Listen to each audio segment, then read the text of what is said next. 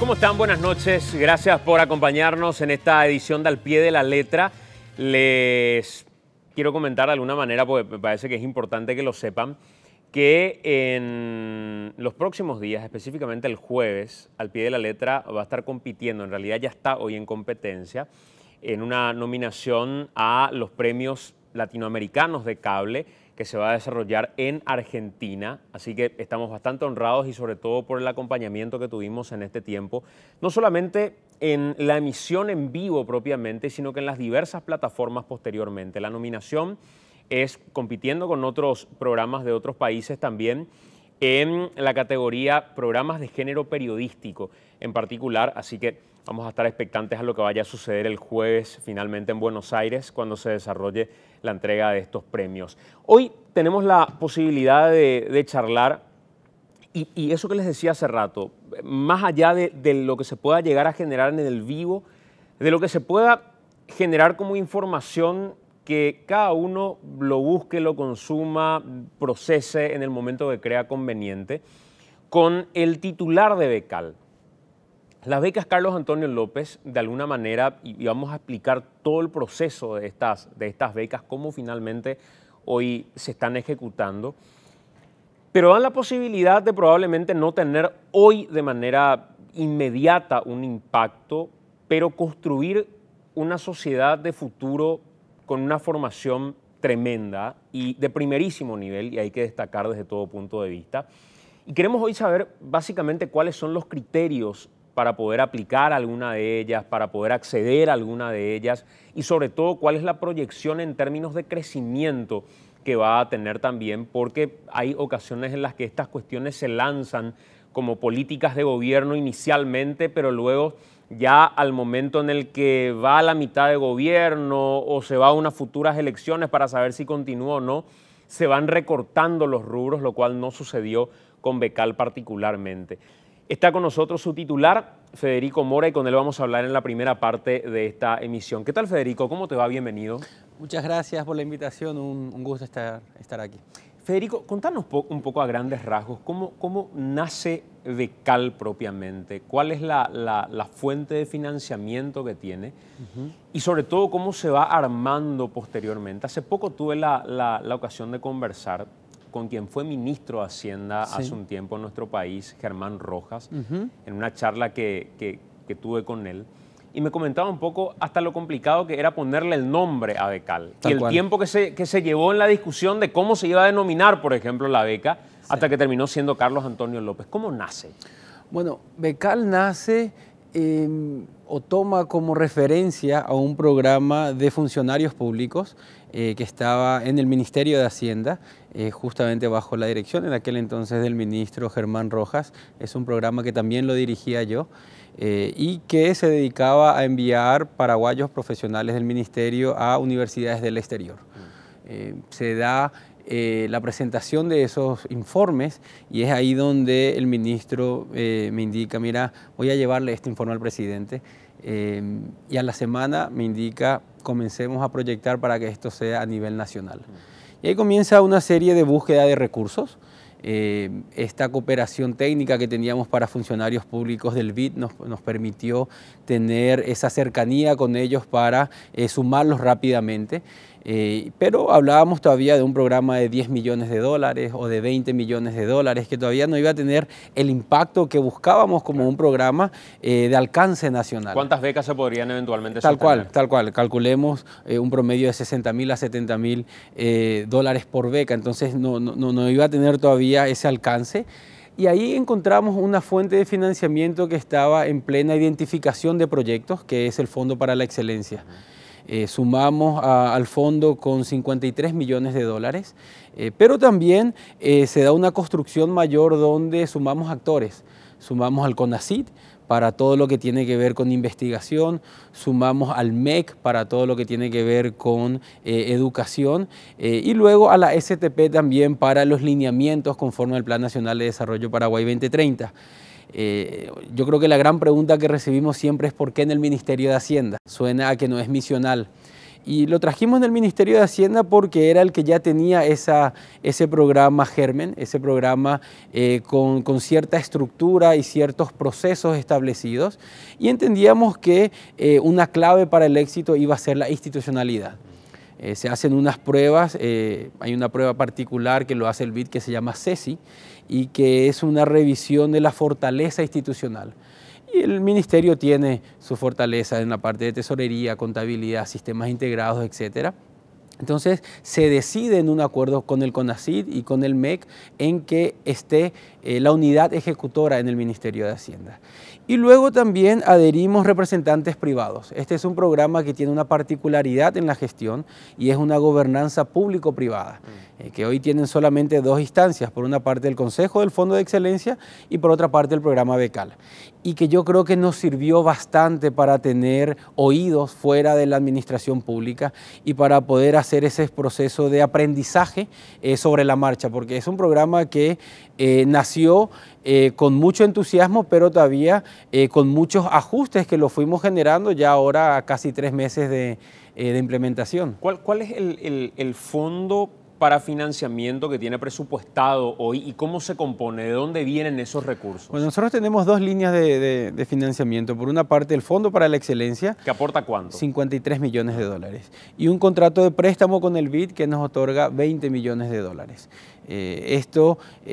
Nosotros tenemos con un calendario hasta el 2018 que esperamos nos generen las primeras 1.500 becas.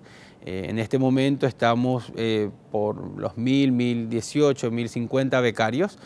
Tenemos un calendario establecido que nos dice que en febrero volvemos a lanzar convocatoria, que tendremos otras 2 al menos para docentes, que antes de fin de año damos resultados de lo que llamamos la 5ª convocatoria, es decir, esa proyección en el tiempo, y luego sí, como indicabas, una siguiente fase que la diseñamos para que inicie en julio del 2018, y vaya hasta el 2023 por un monto de 60 millones de dólares. ¿Dónde están hoy y cuántos son nuestros becarios? Bueno, nosotros tenemos hoy becarios en 27 países. Tenemos 1.018 becarios para ser exactos, básicamente en todas las franjas horarias, en todos los climas, en unas 50 a 70 universidades, todas dentro de las 300 mejores a nivel mundial. Por lo menos 10 idiomas están manejando nuestros becarios.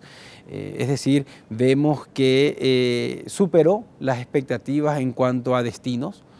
Yo recuerdo cuando iniciamos el programa, una gran pregunta es ¿dónde hacemos el corte de las mejores universidades? Iniciamos con las 350 mejores, fuimos bajando a las 300, luego bajamos a las 200. Hoy a nivel de maestría nuestros becarios se concentran en las 100 mejores universidades a nivel mundial. Eso hace que tengamos un foco en el Reino Unido, Estados Unidos, Australia, que entró yo creo que como un destino novedoso absolutamente, pero que tiene universidades de primer nivel muy afín en temas de nuestro interés, sobre todo lo que tiene que ver con agricultura, ganadería, medio ambiente, también Alemania, Francia, son esos los grandes destinos, y también España por una cuestión del idioma, por supuesto. Y a ver, si tuvieras que hacer un cuadro mental de ¿qué es lo que están estudiando estos 1.800 paraguayos, decías, en el exterior? ¿Cuáles son esas carreras que están eligiendo? ¿En qué porcentaje son carreras que están ligadas a las ciencias sociales? ¿En qué porcentaje están ligadas a cuestiones más de ciencia, probablemente? Bueno, nosotros hacemos unos lineamientos para encaminar áreas de estudio. Es decir, hay áreas que Becal no financia y hay áreas donde ponemos foco. Ingeniería en todas sus ramas, ciencias agrarias, ciencias médicas, ciencias exactas, ciencias naturales. Luego tomamos ciencias sociales, digamos, con pinzas, en el sentido en que programas de ciencias sociales deben estar dentro de las 50 mejores a nivel mundial. No queremos excluirlas porque tienen una serie de componentes para luego la gestión también de todo el capital humano que vamos generando, pero sí hacemos esa particularidad, programas de derecho únicamente si son funcionarios públicos, ya que la ley de la función pública luego los obliga a la reintegración a la función pública y nos parece muy importante ese fortalecimiento en la administración del Estado. Entonces hoy yo te diría que por lo menos un 30% está en ciencias agrarias, sin duda. un 20% estará en ingenierías en sus diferentes áreas. En el área médica tenemos financiamiento para subespecializaciones. Para nosotros es muy importante porque son áreas que nos enseñan en nuestro país y que no tenemos profesionales en nuestro país. ¿Cuáles, por ejemplo? Todo lo que tiene que ver con temas muy complejos de operaciones que vemos van a ser pioneros. Hace unos días estaba retuiteando el de un becario nuestro en México que está haciendo un trasplante de 8 personas a la par, un intercambio de órganos múltiple, donde, bueno, contaba un poco el proceso de todo lo que implicó en términos de seguridad, de trazabilidad, pero son operaciones de alta complejidad que no se dan en nuestro país. Es decir, vemos que vamos a generar pioneros, que van a generar escuelas aquí en nuestro país, y yo creo que de eso se trata nuestro programa. Nosotros tenemos también un foco muy importante en la educación. Queremos enviar a por lo menos 500 docentes, hoy estamos un poco más ya de mitad de camino, en áreas bien identificadas, matemáticas, ciencias, lengua y literatura, y en gestión de la educación, que son las áreas que el MEC nos dice que son las que requieren mayor atención. En cuanto a los docentes en particular, cuando vuelvan esos docentes, ¿van a volver a donde estaban, la escuela en la que estaban enseñando, el colegio en el que estaban enseñando, o hay un plan como para destinarlos a algún lugar en particular y decir, queremos que estos que son los mejores docentes no vayan a enseñar a las universidades, sino que vayan a enseñar a el 4º grado de la escuela de San Pedro, por poner un ejemplo? Bueno, son dos cosas. Por una parte, el transformarlos en formador de formadores. ¿Cómo se está haciendo eso con el MEC? Supongamos un docente previo al programa becal con unas 40 horas a la semana, libera 20 horas a la semana. 20 dedica al aula y 20 a la formación de docentes. A la par de eso, el MEC está ahora en el proceso de generación de escuelas de alto rendimiento en cada departamento. Tiene una donación de la Unión Europea para la generación de estas escuelas. Entonces lo que buscamos es generar a ese cuerpo docente que alimente y que sean, como se dice, los titulares de estas escuelas. Por otra parte, los institutos de formación docente se están especializando. Antes teníamos institutos de formación docente multiasignaturas, hoy se están focalizando. Institutos para matemáticas, institutos para ciencias, institutos para lengua y literatura. Es decir, lo que buscamos es acompañar a ese proceso de formación docente o a ese plan matriz que tiene el MEC a través de inyectar 500 docentes, porque por supuesto nosotros sabemos que de un universo de 75.000 docentes, el impacto que puedan tener 500, si no es tan bien, como se dice, pensado en su aplicación, puede ser mínimo. Claro. Ahora bien, si es para una formación de nuevas generaciones de docentes, ahí es donde sí podemos ver ese impacto. A ver, ese es un criterio de debate, me parece sumamente interesante, porque algunos consideran que el criterio de formador de formadores, sacándolos del aula, dilataría todavía más el impacto que vaya a tener en las nuevas generaciones, no de docentes, sino que de estudiantes. Y otros dicen el trabajo a tiempo compartido entre la formación de docentes y el aula, donde directamente se ataca al chico que está en 4º grado, 5º grado, hay como un doble impacto en quienes van a formar mañana y en quienes ya están en aula y van a encontrar al mejor profesor de matemáticas que puedan encontrar y no lo van a olvidar jamás en sus vidas. ¿Cuál es el criterio que se tiene en ese sentido desde Becal? Yo creo que hay que entender cómo se constituye este grupo docente. Nosotros tenemos 75.000 docentes, de los cuales únicamente el 25% tiene una formación de licenciatura. El resto tiene una tecnicatura de IFD. Entonces, de ahí que es importante tomar a ese grupo que tuvo una formación de 2 a 3 años para entrar en aula y inyectarles conocimientos específicos. Y eso tiene que hacerse con un plazo casi inmediato. Sí. Por otra parte, tenemos un grupo que estamos enviando a niveles de maestría con programas más largos que sí queremos que se encarguen en un proceso más amplio de la formación de los docentes. ¿Sí?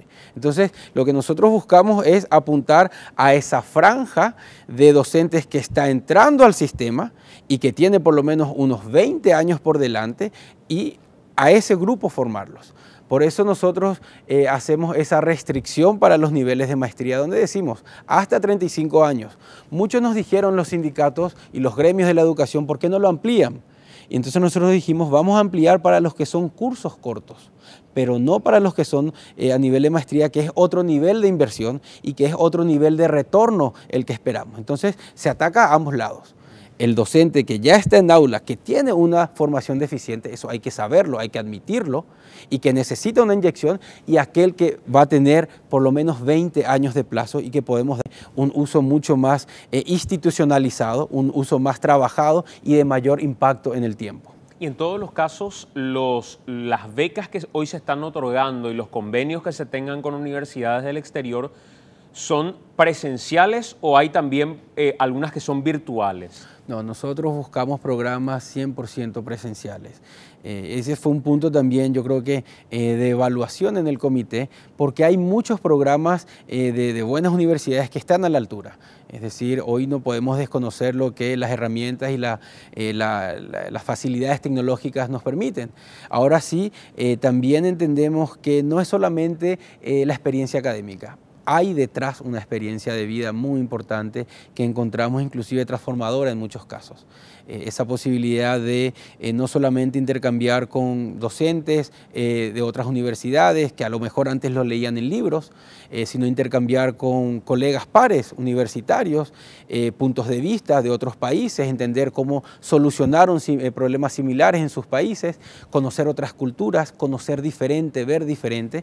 Como se dice, hay un dicho que dice que es muy difícil desear lo que no se conoce. Entonces nosotros vamos en ese sentido. Buscamos que los programas sean 100% presenciales. Pero consideran que el otorgar la totalidad, es una cuestión de curiosidad, ni siquiera un cuestionamiento, el otorgar la totalidad de esas becas con el criterio presencial de decir queremos que sea una experiencia, queremos que sea la posibilidad de conocer nueva gente, nuevo ambiente, nueva dinámica de vida, qué sé yo, ¿no podría generar un mix con otros que ya tienen algún tipo de roce y que una especialización virtual, pero con una universidad que otorgue verdaderamente una plataforma adecuada, como un montón existen hoy por hoy, podría llegar a ser un mix menos costoso probablemente, más directo, más rápido y de generar mismo impacto? A ver, yo creo que son alternativas válidas. Sin duda que fueron parte de esta evaluación para generar el Becal 2. ¿Por qué no lo incluimos? Y no lo incluimos porque determinadamente tomamos ese énfasis de lo que implica la experiencia. Muchos nos decían inclusive, ¿por qué no tomamos doctorado sándwich? Es decir, que puedan hacer parte aquí en la Universidad Nacional y parte en la Universidad del Exterior. Y nuevamente indicamos en que la preferencia fue por directamente estudios en el exterior, que luego puedan vincular la fase presencial o práctica con universidades del Paraguay, fantástico, pero hagamos que este sea un programa de excelencia para generar capital humano avanzado, donde entendemos hay múltiples déficits y donde queremos que la atención sea del 100%, porque es diferente a aquel que está realizando un programa en línea, que lo tiene que mezclar con su actividad laboral, que lo tiene que mezclar con el día a día cotidiano y que no le permite ese foco en una inversión que estamos realizando sabiendo que, como siempre, recursos escasos y múltiples necesidades. Entonces, ya que lo pensamos como un programa de excelencia, queremos mantenerlo bajo esos criterios. Digo nomás porque que capaz en contrapartida puedan existir otros impedimentos. De por ahí no conozco a profundidad, pero me podías decir, no, en realidad hay un impedimento legal que nos obliga solamente a hacerlas presenciales, o en contrapartida decir, no, nosotros creemos que hoy no existe el suficiente nivel en formación virtual como para poder aplicar en nuestro país, y es una cuestión de criterio que uno dice, es un criterio válido, como aquel que dice, yo no me quiero ir a otra universidad que no sea la nacional, me quiero ir a la nacional. Sí, a ver, yo creo que no va tanto por la calidad de los programas. Hay universidades, yo te cuento Georgia Tech, lo vimos en detalle, sin duda que si hablásemos del costo es absolutamente diferente a lo que implica la experiencia en Georgia Tech, que es una de las más altas hoy en el área de ingeniería. Pero como te decía, es el foco, es la concentración, es el poder hacer un sistema riguroso de selección, es poder generar un programa de excelencia para un capital humano que nos permita proyectarnos en los próximos 5, 10 y 15 años. Con foco en la investigación, somos un país que investiga muy poco, con foco en la innovación. Si hoy nosotros vemos la inversión que hace la empresa privada en innovar, vemos que nos supera el 5% de las empresas. Entonces hay demasiado campo todavía de crecimiento, demasiado déficit y ni hablar de las brechas con los países de la región. Entonces lo pensamos, lo evaluamos y confirmamos que queremos continuar como un programa de excelencia presencial en las mejores universidades. Federico, ¿hoy tienen forma ustedes de determinar el nivel socioeconómico, cómo se distribuye respecto a las becas que están otorgando? ¿Cuántas personas que hoy están becadas en el exterior representan al estrato de la extrema pobreza paraguaya? ¿Cuántas representan al de la media paraguaya? ¿Tienen forma de determinar eso? Sí. Bueno, a ver, yo te diría que ya con los datos que tenemos, este es un programa dirigido a la clase media. ¿Por qué te digo eso? Nosotros tenemos una distribución territorial, tenemos presencia en los 17 departamentos del país. Haciendo un análisis del colegio de origen, vemos que un 40% son de colegios públicos, un 60% de colegios privados, pero no únicamente de Asunción, sino colegios privados también del interior del país. Entonces, ¿quién va al colegio privado del interior del país? Y va a la clase media.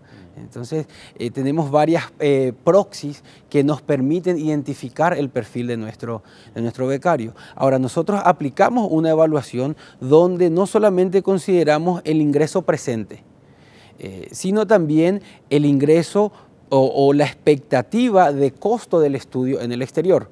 Por darte un ejemplo, supongamos que vos o yo queramos realizar el estudio en el exterior. Hoy podemos estar con un ingreso mensual que uno podría decir hasta interesante.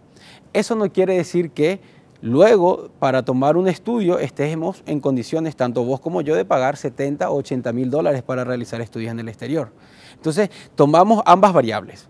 ¿Cuánto ingresa hoy? Y le damos un puntaje y una expectativa de ingreso futuro o de lo que implica estudiar en el exterior, ¿sí? Entonces, a partir de esa situación, nosotros sí confirmamos que la media de nuestros estudiantes tiene un rango de edad entre los 27 y los 30 años, en 60% de los casos son mujeres y tienen un ingreso que efectivamente no supera los 10 millones de guaraníes, ¿sí?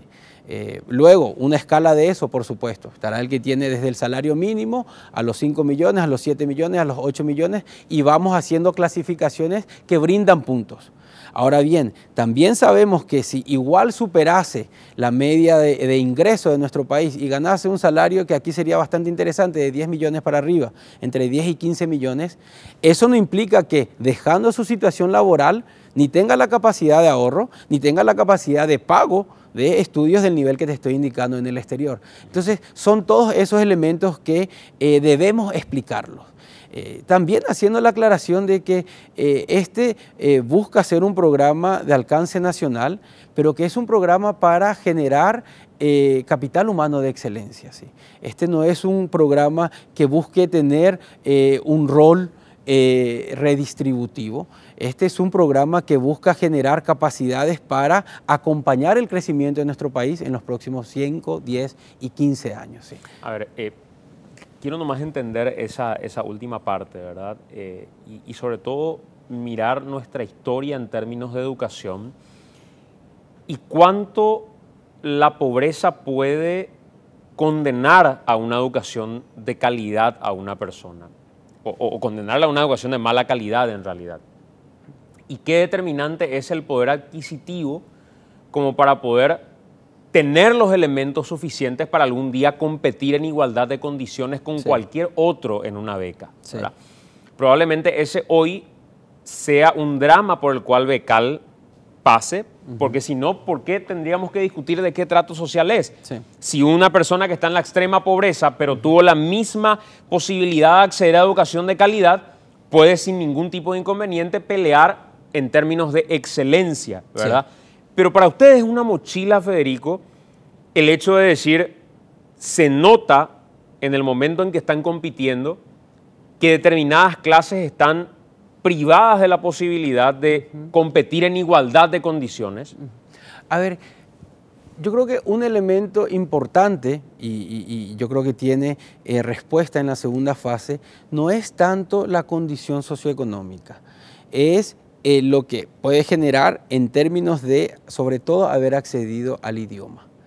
Porque la que genera una barrera finalmente es el acceso al idioma.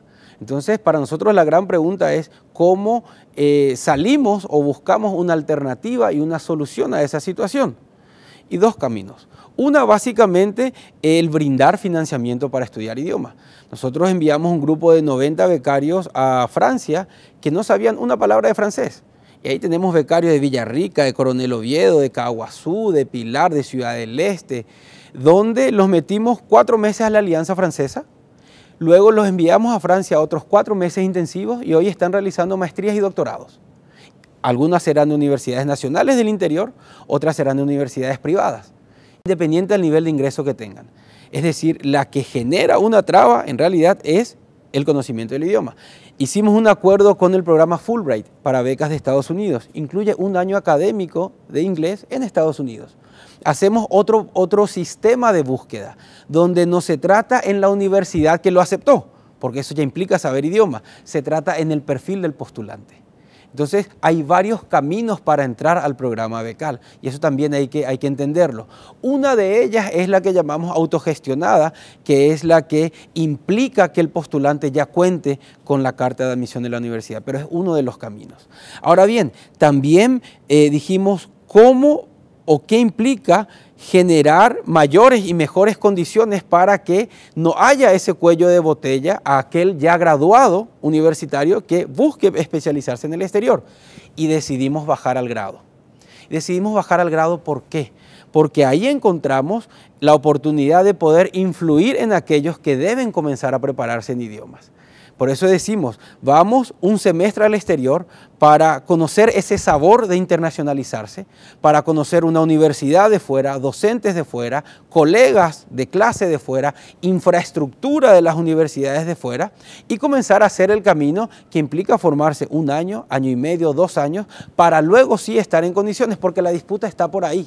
¿Sí? La disputa no es el nivel socioeconómico per se. Sí. Entonces, lo que nosotros estamos trayendo con esta nueva fase de becal como innovación es una alternativa para identificar de forma temprana no a aquel perfil que luego de por sí puede entrar a becal, sino a ese perfil de excelencia que es una, ¿cómo se dice?, un diamante en bruto y al que lo tomamos y decimos, hey, tu promedio es fantástico. Vemos que tenés una trayectoria, vemos que estás ya como asistente de cátedra, vemos que estás comenzando a hacer investigación, te falta idioma, vení, te vamos a acompañar, te vamos a enviar a tal universidad, vas a hacer una parte de idioma, vas a tener un intercambio de un semestre, vas a volver y vas a entender que necesitas seguir preparándote en idioma para que luego nosotros podamos sí enviarte a una universidad de primer nivel. Es decir, hay toda una construcción que estamos ahora, como se dice, saliendo al paso de, en virtud de lo que me estás indicando, que sin duda fue siempre un dolor de cabeza en comprender cómo hacer de que todas esas capacidades que hoy tenemos en el país no queden limitadas por ese cuello de botella, que no es tanta la situación socioeconómica, es el aprendizaje de idioma. Y para cerrar la cuestión socioeconómica que te planteaba, ¿cómo decís, hoy está destinada a la clase media probablemente por lo que tienen ustedes mapeado? Sí. Pero ¿cómo distribuimos los demás porcentajes? ¿O está excluida la clase alta paraguaya de becal?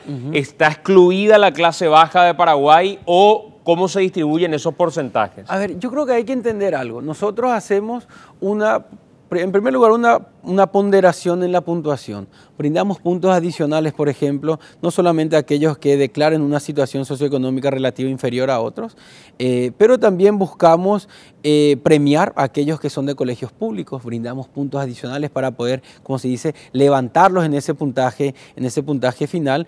Pero luego sí hay que entender, en el programa becal la situación socioeconómica es una condicionante siempre que o a la par de la situación académica. Habrá mucha gente de clase económica alta que no va a becal Y no va no porque no quiera, porque no tiene las condiciones para poder llegar a las mejores universidades. Y habrá gente de clase media que sí lo hace, como habrá gente de clase media que lastimosamente no lo hace. Y así también tenemos mentes brillantes de escasos recursos que vemos que tienen historias muy lindas. Por ejemplo, hicieron estudios de grado con becas de Itaipú. Y hoy tenemos que están haciendo un doctorado. Tenemos un caso emblemático, está en el Reino Unido. Es hijo de un policía, luego fallece el padre, se queda bajo el encargo de la madre, tiene 3 o 4 hermanas, hizo el grado con becas de Itaipú, hizo idioma con una beca del CCPA y luego va directo al doctorado con nosotros al Reino Unido. No pasa por la maestría, porque la universidad le indica que no es necesario pasar por la maestría. Entonces, por la formación que tenía. Por la formación que tenía, sí. Entonces, vemos, y hoy está construyendo cerebros artificiales para pruebas médicas. Para nosotros sí, es como se dice, el gran desafío, cómo traerlo y las condiciones para ese retorno y esa reinserción.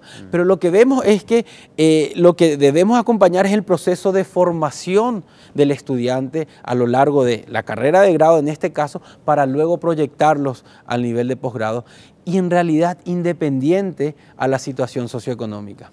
Pero disculpame que insista en esto, Federico, me encantan los argumentos.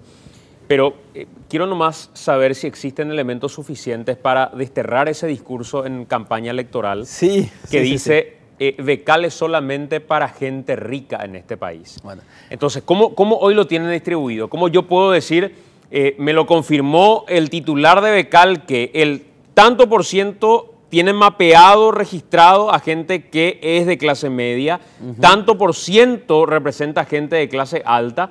Porque si no va a seguir siendo una nebulosa donde nadie da un número. Yo creo que ustedes lo tienen. Totalmente. Pero además de eso, yo creo que tenemos que hacer una apuesta en el territorio para ubicar a nuestros becarios. Nosotros generamos una aplicación, un app, que está disponible, no sé si pudiste verlo con Senatix, donde básicamente tenemos 2 mapas.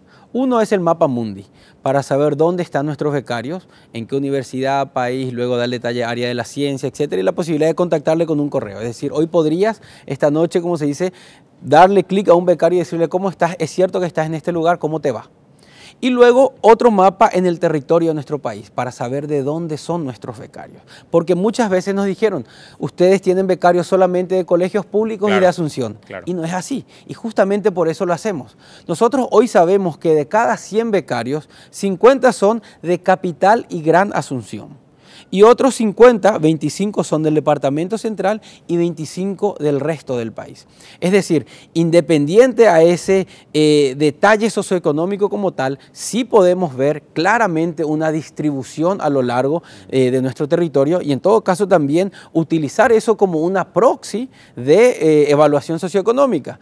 Porque yo creo que el gran mote, que absolutamente lo rebatimos, es que este sea un programa solamente para financiar a aquel que tiene de colegio privado y de Asunción. Hoy los datos absolutamente nos confirman esa situación. Pero convengamos que un hijo de ganadero del interior, independientemente a dónde lo ubiquemos en el mapa, si el poder adquisitivo es alto, no está representado en el mapa propiamente. Por eso pregunto, ¿cuántos representarían a la clase alta, por ejemplo? Yo diría que está entre un 10 a 15% máximo. 10 a 15% máximo. Así mismo. Hay una cuestión que dijiste que me pareció clave y sobre todo cómo se va a trabajar en este y en el gobierno que administre el país en el siguiente periodo. ¿Qué hacer con los que ya están para volver? Porque hay una cuestión fundamental que se dio con muchos. Yo tenía toda la intención de volver a mi país, pero mi país no tiene nada que ofrecerme.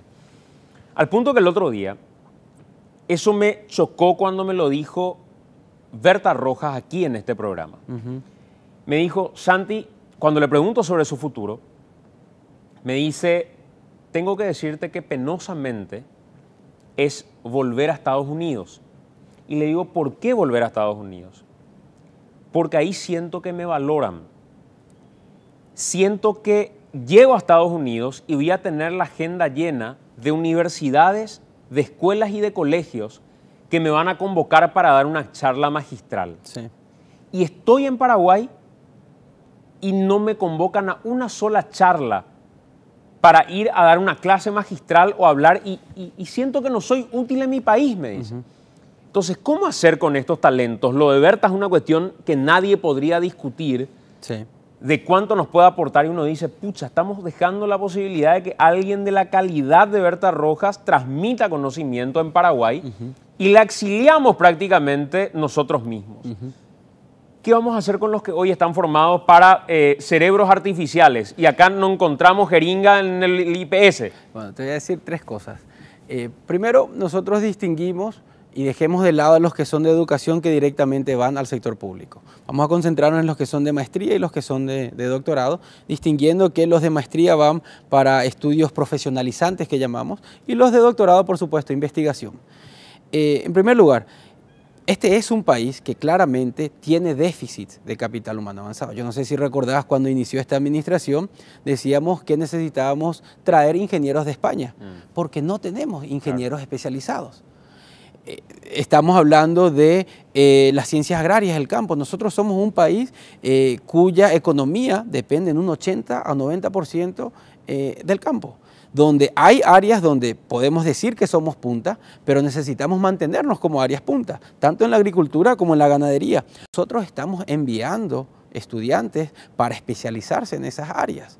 Cómo hacer regadíos más eficientes, cómo la parte genética de los animales. Australia, justamente, que también es un país que directamente compite con nosotros. Área médica, te estoy diciendo que vamos a tener pioneros de áreas que hoy no se intervienen en nuestro país, que o realizás un diagnóstico fuera o aquí no hay quien pueda atenderte.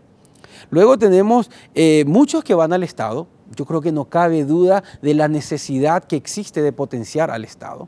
Y luego tenemos, por supuesto, los que son de investigación, que antes de referirme a ellos con el CONACYT, también yo creo que hay un tema muy importante sobre lo que decías de qué pasa con aquel que inmediatamente retorna. Claro.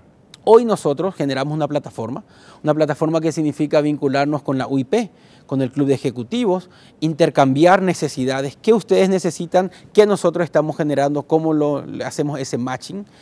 Hicimos acuerdos con las universidades, con la UNA, universidades privadas, para que puedan ser refrescos de docentes. La ley de educación superior le obliga a las universidades a tener porcentajes de docentes con maestría y con doctorados a nivel que avanza en el tiempo. Nosotros estamos generando ese capital, pero también es muy importante comprender que aquel becario que viene tiene que hacer un tránsito. Yo te digo en mi experiencia misma, hay un proceso de 2 años al menos en que van a cambiar de trabajo al menos 3 veces. ¿Por qué? Porque significa esa inmersión al mercado laboral paraguayo de vuelta. Significa entender cuáles son las lógicas, los salarios, la experiencia que se requiere, porque este es un país que no solamente contrata por el nivel técnico, contrata por la experiencia en campo. Y están obligados a volver. Y están obligados a volver. Y sabemos que aquí no existe, como se dice, áreas que estén sobrepasadas de técnicos. Al contrario, sabemos que existe un déficit importante. Ahora, lo que decías de aquel que hoy está construyendo cerebros artificiales, sí, el investigador es el que tiene que ser más mimado dentro del programa becal. ¿Por qué? Porque aquel que es de área profesional, el mercado lo va a absorber. Y hoy sabemos que en un periodo de 30 a 45 días lo está haciendo. Ahora, aquel que viene de investigación, hay que generar redes. Este es un país que tiene muy poca investigación y muy pocas redes puestas.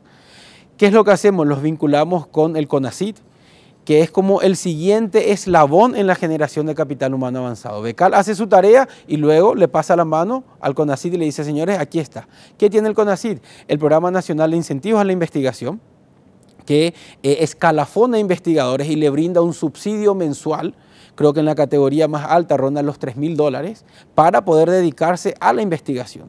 Tiene un programa para equipar laboratorios, tiene un programa para generar investigación, proyectos de investigación, tiene un programa para generar programas de maestrías y doctorados nacionales, porque ese es otro déficit de por qué existe Becal. La oferta de posgrado en universidades nacionales es bajísima y todavía de mala calidad. Entonces vemos que sí existe margen para adentrarse. Muchos van a ser pioneros, sin duda. Ahora, ¿qué estamos haciendo de forma específica en Becal? Aparte de lo que tiene el CONACYT, Becal 2 genera un recurso, un fondo para la reinserción en 3 áreas. Reinserción en la academia, queremos tener docentes a tiempo completo que hagan investigación en la universidad y vamos a pagarle de forma conjunta con las universidades de forma regresiva. Queremos que se vinculen con el sector productivo, poder financiar innovaciones específicas en las empresas y nosotros poder cofinanciarlos con las universidades, con el sector privado, perdón. Y luego queremos financiar líneas de investigación que hayan generado durante sus doctorados y que puedan vincularlos con nuestras universidades y centros de investigación. Hacer el puente y la transferencia de tecnología de esta universidad del exterior a nuestro país. ¿Sí? Entonces, creo que es bastante, como se dice, el desafío que tenemos como país en consolidar las plataformas para poder absorber todo esto. ¿Qué pasa si yo soy el que ahora está en el Reino Unido o donde fuera con el tema de los cerebros artificiales? Y te digo, Federico, yo no tengo nada que hacer en Paraguay, lo siento, es más, acá ya me van a contratar y me van a dejar, así que muchas gracias, hasta luego. Sí. ¿Lo puedo hacer? Es una posibilidad y tiene que pagar y devolver la totalidad de la beca. Ese es el trato y de inmediato, o hay un plazo en el que pueda devolverlo. Tiene que hacer una devolución. Tenemos un caso, hace poco una becaria, se acercan los padres a nuestra oficina y nos indican, mira, tiene una oferta laboral tal. Y bueno, como se dice, está establecido la cláusula contractual que eso implica, pero también yo te cuento que no es un elemento a tenerle miedo o pavor tampoco. ¿Por qué? Porque hay que saber que el paraguayo en el exterior genera redes que atraen a otros paraguayos, sobre todo si está en la academia. Eso implica un vínculo luego con la Universidad Nacional aquí en nuestro país, eso implica una transferencia de conocimiento y tecnología, eso implica que luego van a haber seminarios porque va a invitar a sus colegas a que conozcan a nuestro país y van a invitar a los que eran sus colegas estudiantes aquí a que vayan a esa universidad. Es decir, hay mecanismos. Este es un programa que lastimosamente llega en tiempo, pero tarde a nuestro país, porque los demás países ya lo venían desarrollando hace bastante tiempo.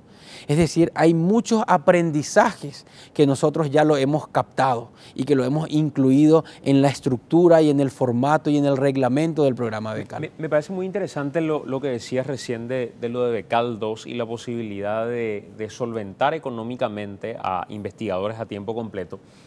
Porque el otro día no podía creer cuando veía una convocatoria de la Universidad Nacional de Asunción a docentes investigadores. Creo que el horario era de 8 a 15 y lo que ofrecían era salario, sí. 3,5 millones de guaraníes. Sí. Y me pareció de terror y dije, no puede ser verdad. Absolutamente. ¿Y cómo pretendés generar pasos exponenciales cuando tenés a investigadores que tienen que cobrar eso? Y después, si están en una isla y no tienen todas las herramientas para investigar y para compartir con otros investigadores, es prácticamente condenarlos después de haber dadole la brillantez de todo lo que dieron en ese recorrido, de estar ahí enterrados inútiles prácticamente. A ver, por eso, y coincido plenamente, mira, nosotros como programa nos alarmó, hemos visto esa convocatoria y entendemos que hay demasiado que modificar en el sistema de educación superior en nuestro país. Ahora se está debatiendo el presupuesto de la universidad y hay cifras que son alarmantes. Es decir, nosotros esperamos que haya también un proceso de revisión que puede generarse inclusive con nuestros becarios que entren a las estructuras de las universidades como docentes y que planteen otros modelos. Porque hace poco se decía el ratio entre estudiantes y docentes. Estamos superando la de cualquier universidad de primer mundo, pero no como un logro, sino porque está mal estructurado. Es diferente tener un docente cada 20 estudiantes bien pagado a tener un docente cada 5 como nosotros tenemos, pero mal pagado. ¿Sí? Entonces, hay una serie de preguntas que despiertan junto con este proceso. Para nosotros, un gran paso es poder decir, aquí vamos a tener docentes a tiempo completo para realizar investigación y esperamos que esto sirva como un modelo para también despertar a esa estructura dormida que hoy todavía son nuestras universidades. Entonces, vamos a ver, y este programa en cierta manera va a cuestionar cimientos de nuestra educación superior y eso nos parece demasiado válido. Federico, te agradezco mucho por compartir con nosotros. Me encantaría poder volver a tener otra charla en estos términos, porque creo que sobre todo son charlas que son útiles como para despejar ciertas dudas y dilucidar ciertas cuestiones que a veces en una entrevista de 2 minutos en radio no tenemos la posibilidad de charlarlas. Así que te agradezco mucho por compartir con nosotros. Por favor, mira, para nosotros también como programa es demasiado importante dar la información. Nosotros no queremos que por esa falta de acceso a veces crean que este programa es solamente para un grupo, porque no es así. Y tenemos, como se dice, los fundamentos para eso. Así que te agradezco y bueno, hasta la próxima. 21:50, Guillermo Duarte ya está con nosotros, abogado, penalista, muy metido en lo que fue el proceso de enmienda constitucional, el caso Rodrigo Quintana, el atraco al Partido Liberal Radical Auténtico, y hoy candidato a senador por el PDP, en una especie de bloque jurídico que ha conformado el PDP para presentar candidaturas a las próximas elecciones. ¿Qué tal, doctor? ¿Cómo te va? Buenas noches, Santiago. Un gusto, un saludo a vos y a la audiencia. ¿Por qué al Senado? ¿Cómo fue el proceso como para decir, voy a hacer, te propusieron, vos buscabas, le comentaste a alguien, le tiraste un piropo, alguien tomó ese piropo, dijo Rafael, él es, dijo Desiree, él es? ¿Por qué al Senado?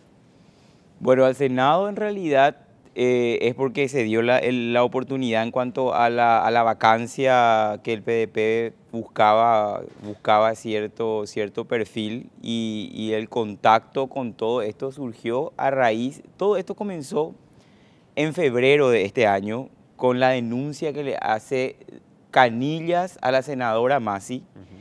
Una tarde, recuerdo, creo que era un domingo de tarde, me llama la senadora y me pregunta si yo no tenía problemas, ya tenía conocimiento de la denuncia de supuesto magnicidio a través de WhatsApp y si yo no tendría problemas en ver el caso. Y le dije que no, que iría a ver y me presenté así a Leonardo Guerrero y bueno, y empecé a trabajar primero la defensa de lo que era esa ridícula denuncia, a desbaratar lo que fue el montaje de Canillas y de otras personas. Recordarán que hemos probado que se borraron chats, de que se montó el chat, de que se vendió el teléfono. Bueno, todo eso, ese trabajo que empecé a llevar a cabo con gente de la oficina, nos vinculó mucho, en primer lugar, a la defensa del bloque opositor a la enmienda, ¿verdad? En el Senado. Y ese vínculo, a su vez, me llevó a ser contratado por el PLRA luego de que hayan ocurrido los hechos del 31 de marzo y el 1 de abril para defender jurídicamente el caso, ¿verdad? Ahí en esa investigación que primero se quiso hacer creer de que la policía nunca fue al PLRA, de que la policía no ingresó al PLRA, de que Rodrigo Quintana no murió en el PLRA porque no conocían que estaban los circuitos cerrados y bueno. Y a partir de allí, del vínculo que yo tenía con la senadora Masi y ya tenía con el doctor Filisola por la defensa técnica que venía llevando desde hace mucho. Nuestra vinculación con Rafael Filisola viene desde la época en que yo trabajé con Javier Contreras, que es su cuñado, en la Fiscalía de Delitos Económicos, y luego yo le defendí a Rafael Filisola en una querella que le entabló Lino Oviedo, y bueno, de ahí yo ya tenía ese vínculo con Rafael Filisola. Luego tuve el vínculo con la senadora Desiree Masi, luego esto me llevó al vínculo con el doctor Efraín Alegre y me hizo ingresar a defender la causa de lo que fue básicamente Rodrigo Quintana y me tocó conocer, descubrir y demostrar el montaje que se pergeñó desde altas autoridades del gobierno para ocultar lo que realmente ocurrió allí. Hasta hoy día me estoy peleando por demostrar de que eso no fue un procedimiento policial auxiliar de algunos pequeños policías, de que eso se montó, eso surgieron con los cruces de llamadas, información que estaba ya en la carpeta fiscal que el Ministerio Público no investigó, que cuando nosotros accedimos hicimos todo ese cruzamiento que se publicó con ayuda de ustedes, de la prensa, porque si no fuese por los audios que hicieron ustedes en vivo, por los audios de la gente que estuvo en el PLRA siguiendo a la policía y los vídeos, y los diferentes otros elementos que colectamos, no íbamos nunca a poder probar de que esos hechos ocurrieron de la manera, hasta hoy seguimos peleando. ¿Cómo quedó el caso de Canillas, por cierto, de la denuncia supuesta de magnicidio? Y está pendiente de desestimación. Canillas recusa, impide que el fiscal que tenía que intervenir y tomar decisiones pueda tomar la decisión. Y bueno, y eso está en stand-by. Ya hay 4 pedidos de desestimación porque ya la pericia informática demostró de que los chats no existían como él decía que existían, de que se borraron los chats y además se descubrió el mensaje que prueba la compra de ese aparato telefónico. Que era en realidad de un pariente de Canillas. No, era de un pariente del apoderado del partido de la ANR, González, no me acuerdo cuánto el apellido. Bueno, entonces era de una mujer que tenía un hermano y el hermano es el apoderado de la ANR. Y bueno, entonces quedó todo probado de que ellos estaban negociando y subastando básicamente ese teléfono. Y bueno, y que ese supuesto magnicidio nunca pudo ser serio porque eso se conoció en diciembre y recién se denuncia en febrero. ¿Cuántos años tenés? 36. Y para una persona a los 36 años, con un salto en términos de su profesión, en lo penal, reconocida en el ámbito penal, lo cual no es fácil porque finalmente en ese ámbito hay muy pocos penalistas que pueden llegar a ser reconocidos como fuentes de consulta, y el construir y el renovar en ese ámbito es como que un golazo que te sostiene por mucho tiempo. Decir, dejo esto para intentar meterme a la política, ¿dónde cierra el negocio, el costo-beneficio? ¿Dónde cierra la fórmula de decir, voy a dejar esto que construí y me voy a meter a la política? Bueno, mi visión, no veo como que me meto a la política, sino que veo que me meto al Senado. Me meto al Senado donde en el periodo siguiente se tienen que terminar de debatir las reformas del Código Penal, se tiene que terminar de discutir la reforma del Código Procesal Penal, se tiene que de una vez empezar a trabajar seriamente en lo que es la reforma constitucional y redefinir, ¿cómo se llama?, el pacto social que queremos. Se discute y como nunca le costó a la República el intento de atropello con el tema de esta Constitución que permita algo que no está expresamente permitido, que es la reelección presidencial. Llegamos a un extremo nunca antes visto donde el sistema, el Poder Ejecutivo, atropelló de tal manera que llegó a costar una vida. Y eso todo se reduce por una cuestión de redacción de legislación, que es lo que finalmente yo estudié, para lo que yo estoy preparado. Hoy día tenemos leyes, y hoy te digo algo tan vivo, tan real. Hoy, cuando ocurrió esto de Canillas, que se publicó la conducta de esta persona en ese estado en el que se publicó respecto a la senadora Desirée Masi, por supuesto que recibimos la consulta de qué acciones legales se pueden tomar. Encontramos una ley que todavía no entró en vigencia, Santiago. 5.777. Todavía no entró en vigencia.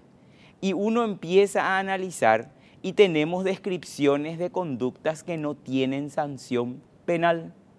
Es decir, construimos o legislamos de una manera que impide la aplicación de la ley.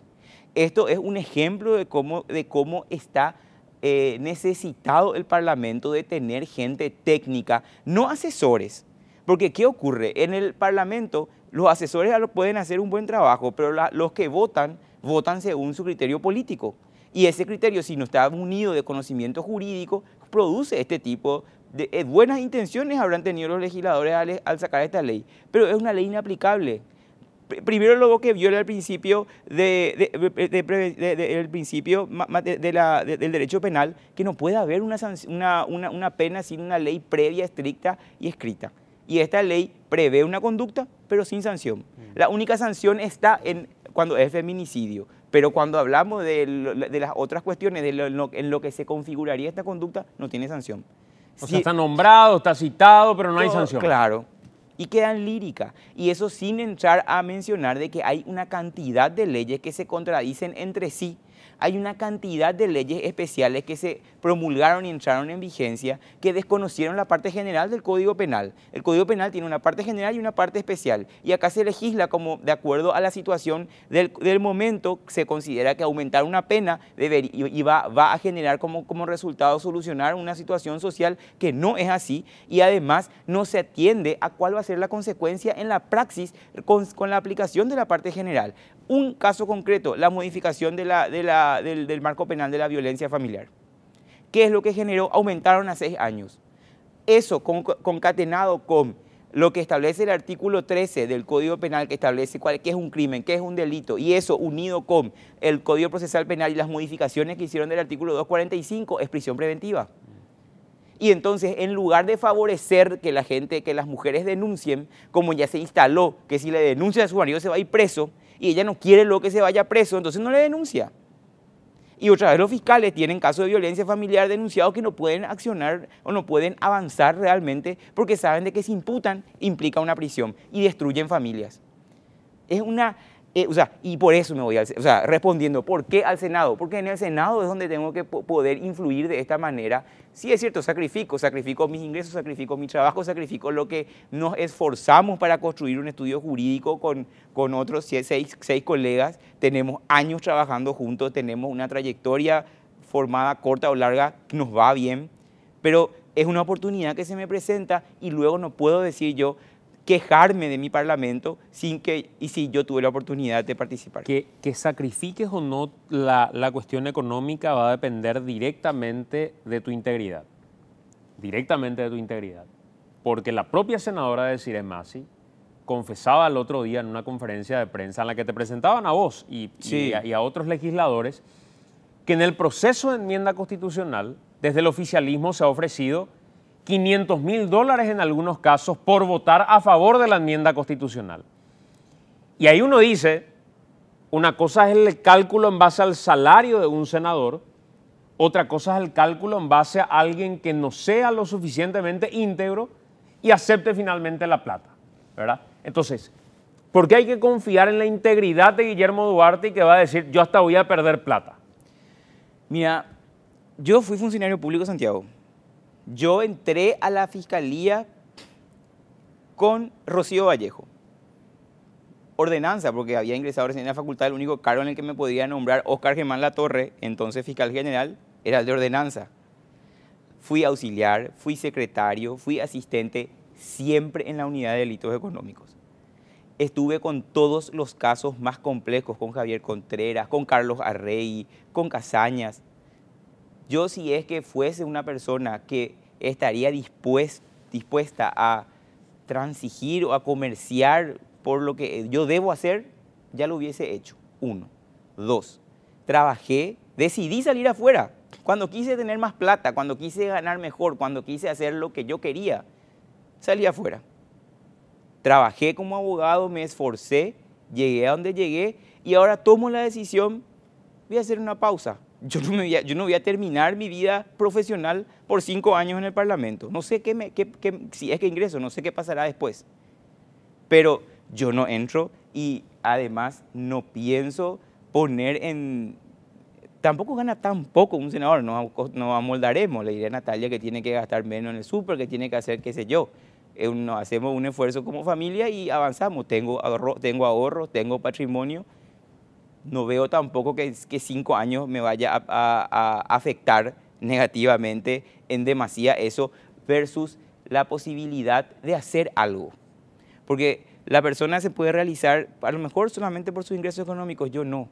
Yo creo que si es que hacemos, o sea, si bien se publicaron y tocaste el tema de las facturas y de todo lo que se publicó, de lo que yo cobré por mi trabajo al PLRA, mi motivación no es el dinero. Yo te voy a decir una cosa.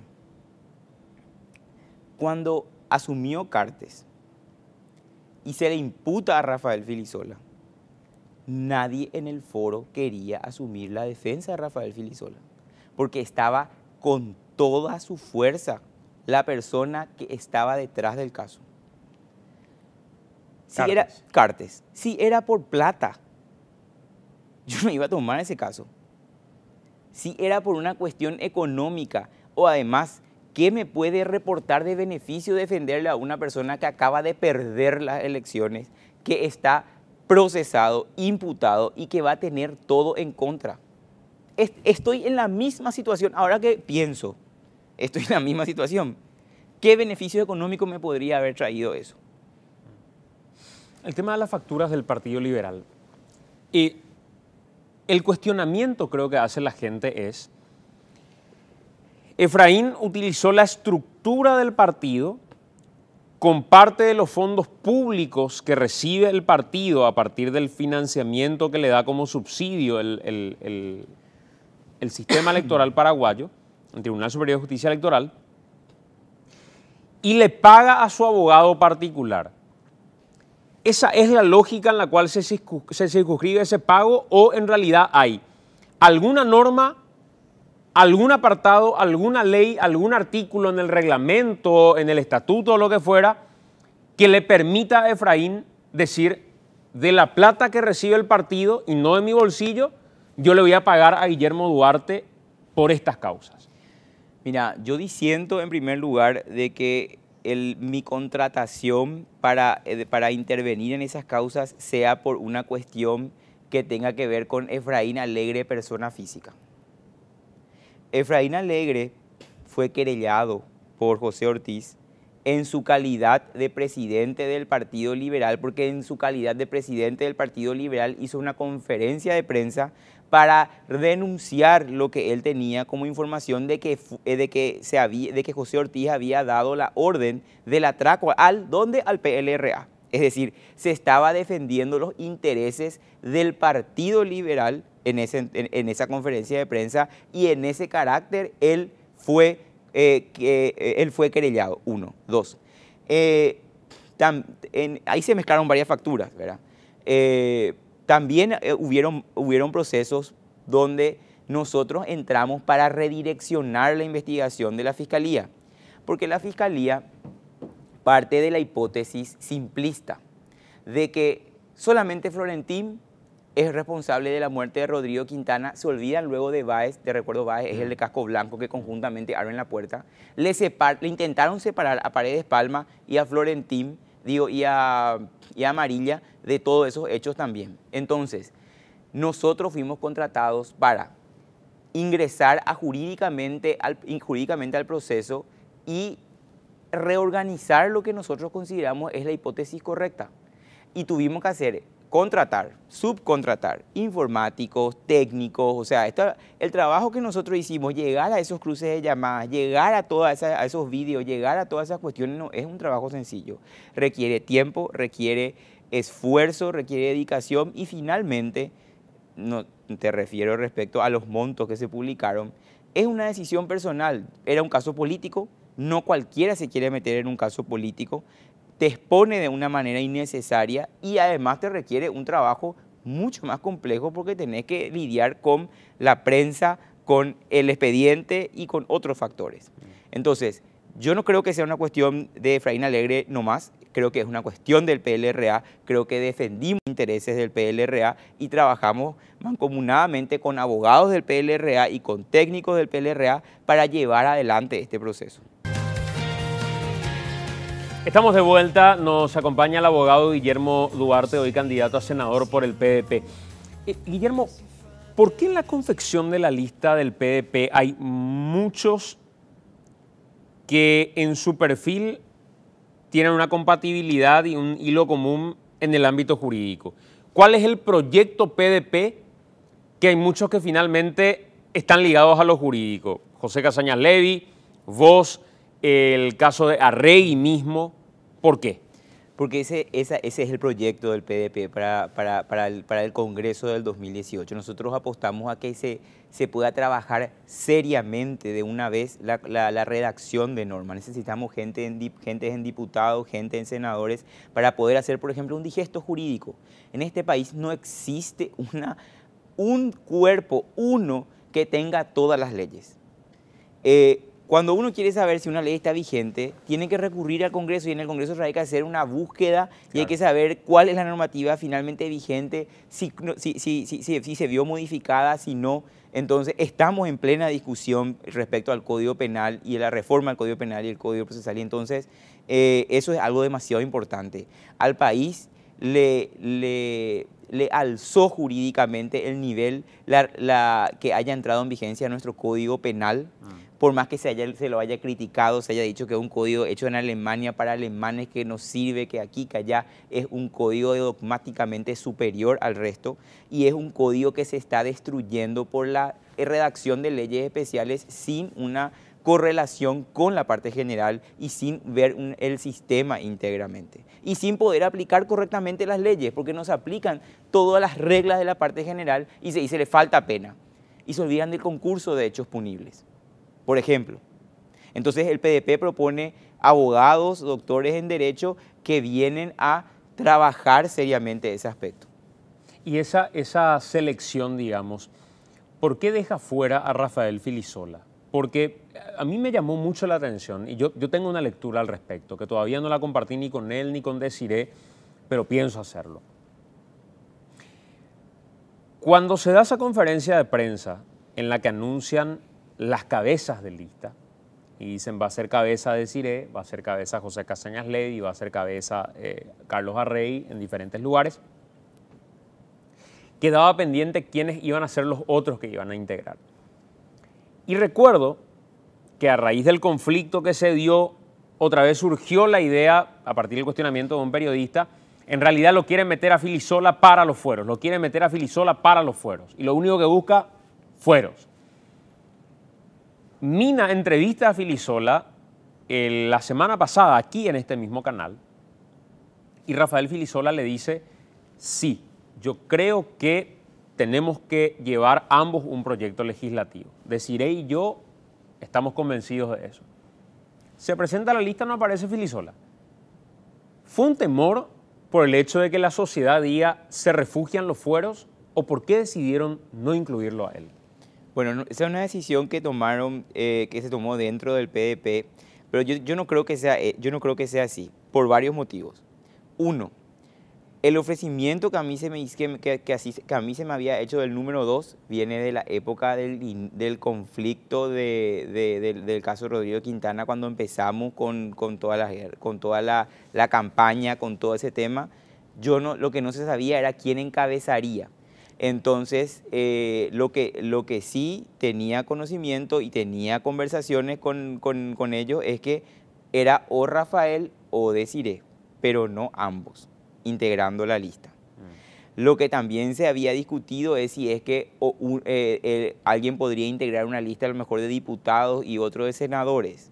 Eran diferentes posibilidades de análisis, pero de que se haya descabalgado del número 2 por la conferencia de prensa, yo te digo, no es así porque el ofrecimiento respecto a mi persona viene de hace mucho. No, ni siquiera digo por el hecho de que aparezca Guillermo Duarte, sino digo en la lógica de no ponerlo 3 o no ponerlo como capaz otra lista dentro del PDP. Lo que yo sí sé es que se hizo el análisis y justamente había explicado Rafael Filisola que todo el trabajo que desarrolló Desiré Masi en este Congreso, todo lo que se expuso, todo lo que hoy nuevamente le pasó, que es consecuencia de su trabajo incansable en todo esto, que coordinó a la oposición en toda la lucha contra la enmienda, es lo que le hacía a ella merecer encabezar esta lista del PDP. Y eso fue lo que primó para que ella encabece. Y al encabezar ella, ya se había tomado conceptualmente que no podía estar Rafael. Entonces, esa es mi percepción de los hechos que yo conozco. Porque te puedo decir de que finalmente cuando ocurrió eso, lo que sí ocurrió era una intimación para tomar la decisión y terminar de armar las listas, ¿verdad? Y bueno, y ahí me tocó decidirme.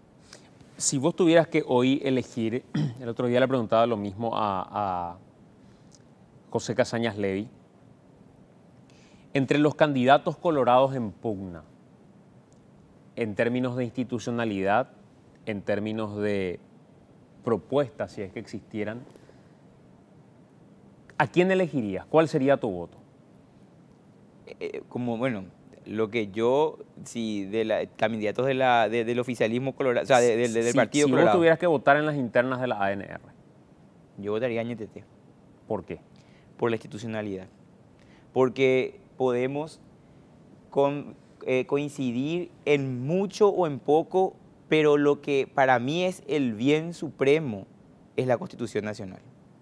Y desde el punto de vista del resquebrajamiento de la institución, del modo en que el proyecto de Honor Colorado expuso la República en estos últimos meses, desde el año pasado y lo que ocurrió en marzo, para mí es un mal mucho mayor a cualquier otro. Y para mí, entonces, yo me inclinaría, yo votaría, si yo tengo que votar en la interna, a Ñetete. Lo que confiesa Bacigalupo, lo que confiesa de alguna manera el propio presidente de SAP con ese audio donde habla de las gratificaciones y demás. Y termino, te quiero decir algo más, porque no creo que sea nada nuevo que hayan caras nuevas. O sea, yo no creo que Santiago Peña sea algo nuevo, porque como sostengo, no tiene entidad autonómica, él no tiene capacidad de decisión propia, desde mi punto de vista. Por eso es que creo que finalmente es más de lo mismo del proyecto atropellador de la Constitución Nacional. Por eso te citaba algunas cuestiones. Lo de Carla Bacigalupo, que confiesa y dice cómo se dio el caso del traslado de Pavón y compañía, cuando Cartes le llama y le dice, desacatá esa orden, no me interesa, yo te ordeno que lo traslades ahora. Y ella decía, yo tenía un juez que había firmado otra cosa. Cuando se da el caso de López Moreira con la Fuerza de Tarea Conjunta, cuando se da el cambio de reglamento en el Congreso de la Nación para finalmente atropellar con el tema de la enmienda.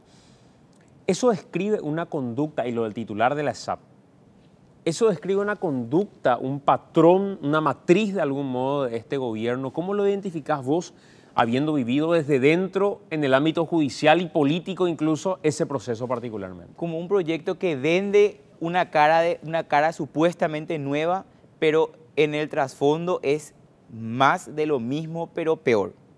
Más de lo mismo pero peor porque no se presenta en forma clara, viene con estrategias ocultas y utiliza todas las herramientas a su alcance, así cueste la institucionalidad para llegar a su resultado. Y entonces, para mí es peligroso.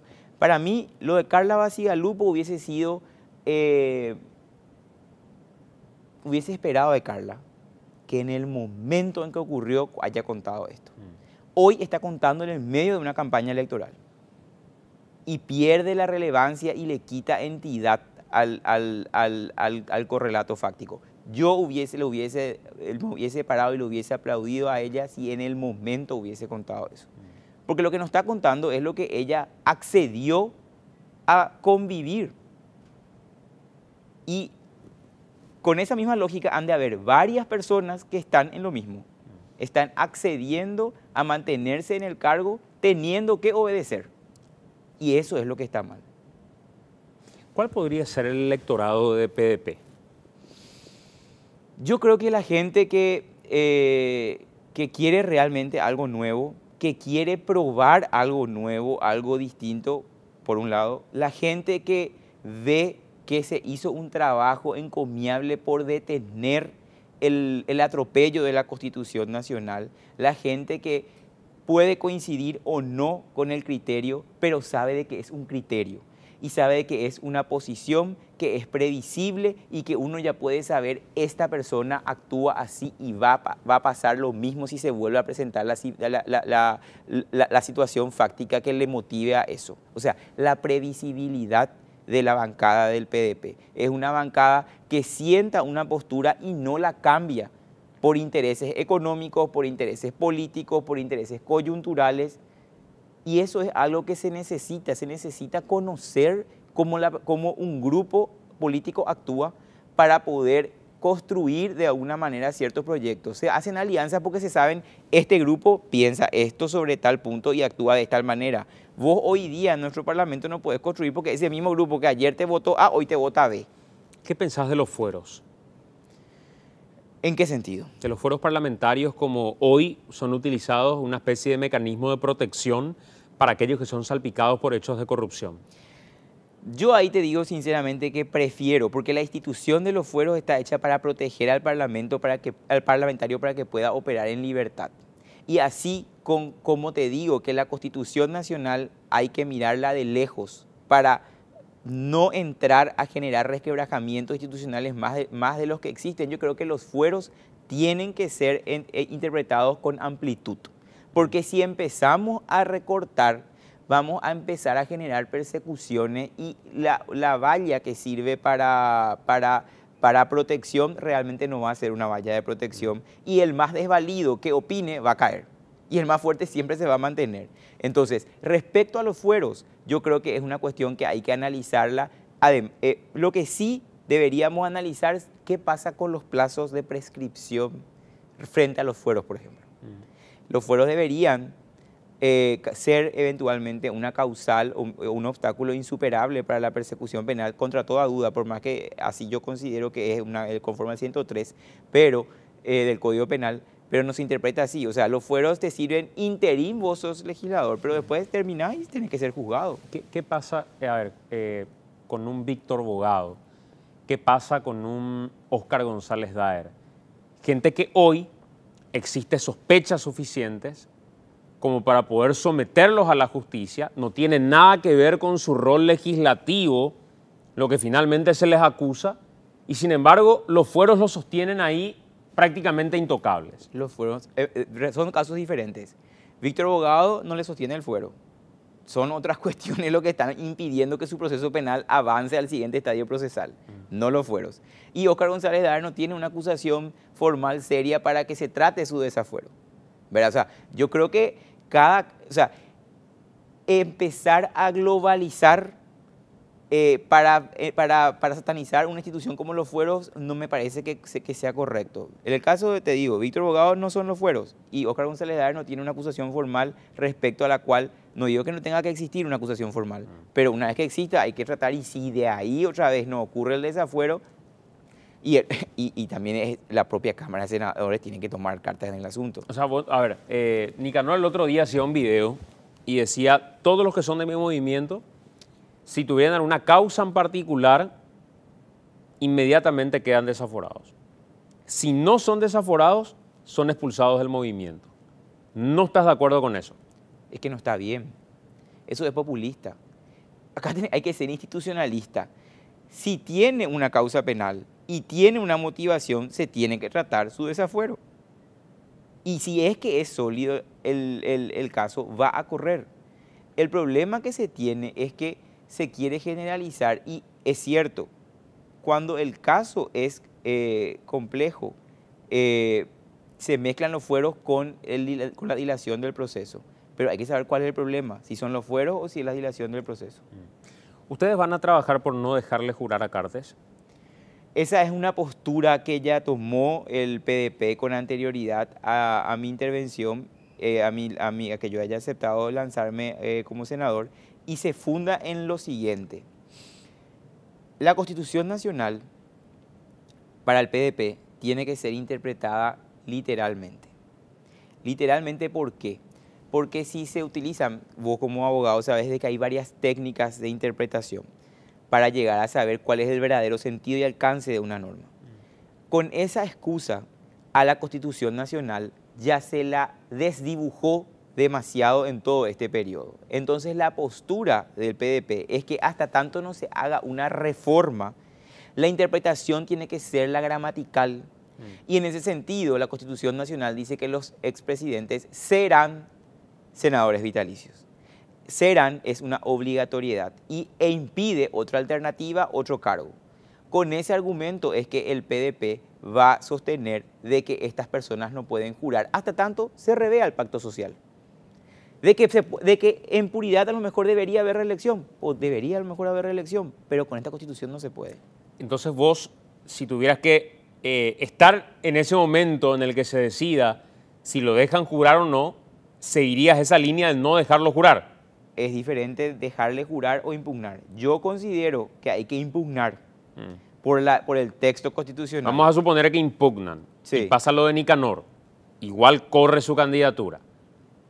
Llega el momento en el que hay que decidir, ¿le dejamos jurar o no le dejamos jurar? Hay una cuestión que hay que analizar. Yo todavía esta discusión, que estoy teniendo contigo, no la tuve con Desiree Masi y con el resto. Mi postura personal, que no sé si va a ser la que va a primar, es que nosotros deberíamos impugnar. Si esa impugnación es rechazada, tenemos que en democracia acatar lo que nos dicen y no podemos no dejarle jurar. Porque con ese mismo criterio, cuando nuestro criterio gane, las otras personas que no están de acuerdo no van a permitir que se materialice nuestro criterio. Entonces, una cosa es decidir impugnar y otra cosa es acatar el resultado de esa impugnación. Con esa teoría, entonces, ¿Nicanor tiene o no un impedimento para ser candidato a senador? Lo que pasa es que nosotros sostenemos que sí. Pero acuérdate que él tiene una inconstitucionalidad. Bueno, y ahí es a donde quiero llegar es a lo siguiente: hay que analizar cada caso por caso y hay que ver si es que se puede impugnar la inconstitucionalidad. Hay que analizar cómo se planteó y qué se resolvió. Porque la Corte Suprema de Justicia resuelve muchas cosas que se interpretan con un sentido mucho más amplio del que realmente se resolvió. Y ahí le doy la derecha muchas veces a los ministros de la Corte que dicen: nosotros no decidimos eso. Se utiliza nomás la decisión con un criterio y influye. Hay que ver, yo voy a acceder a esa resolución y vamos a ver cuál es el sentido y el alcance. Y en base a eso, veremos. Pero te digo, una cosa es decidir impugnar y otra cosa es acatar el resultado. Por último, para cerrar, el camino de Cartes. Vos decís, hay que impugnar su candidatura. Sí. Si no corre la impugnación, hay que dejarlo jurar. Eso es lo que vamos a debatir internamente, yo creo. Lo que vos crees es que hay que dejarlo jurar. Sí, no corre la impugnación. Si no corre la impugnación. Sí. El caso Nicanor ya tiene una inconstitucionalidad que se supone le permitió pasar hasta el proceso de elección. Hoy discutirla ya es... Quiero ver esa inconstitucionalidad. No conozco, te cuento, no conozco, pero por lo que conozco de las cuestiones judiciales, quiero leer. Y quiero ver si es lo que se presenta. Y de acuerdo a eso te voy a poder responder. Y si no, vas a discutir la inconstitucionalidad. Claro. Gracias por acompañarnos, Guillermo. A las órdenes, cuando gustes.